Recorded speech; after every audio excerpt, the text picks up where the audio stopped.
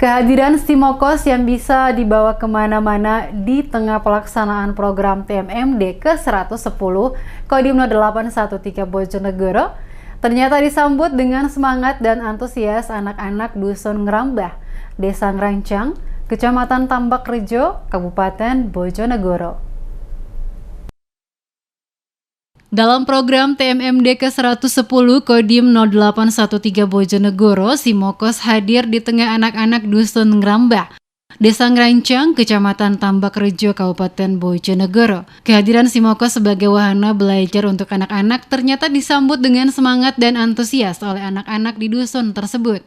Letnan 2 Elektro Slamet Nur Samsi dan SST 3 TMMD ke-110 Bojonegoro mengungkapkan, kehadiran Simokos di tengah anak-anak Dusun Ngerancang bertujuan untuk mensosialisasikan Simokos dan menambah wawasan dan pengetahuan anak-anak. Meski adanya hambatan karena medan yang ekstrim, hal itu tidak membuat anggota Satgas untuk putus asa. Malah menjadi sebaliknya, anggota Satgas lebih bersemangat untuk membawa Simokos sampai kepada anak-anak Dusun Ngerancang. Kegiatan pagi hari ini mobil Simokos berada di Dusun Ngerambah, yaitu dengan tujuan untuk mensosialisasikan ke anak-anak, juga untuk menambah pengetahuan bagi anak-anak.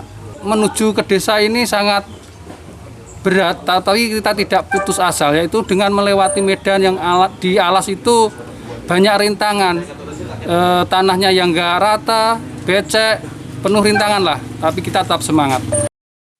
Amel, anak Desa Ngerancang, mengaku senang sekali dapat bertemu dan belajar bersama Simokos dan anggota Satgas TMMD.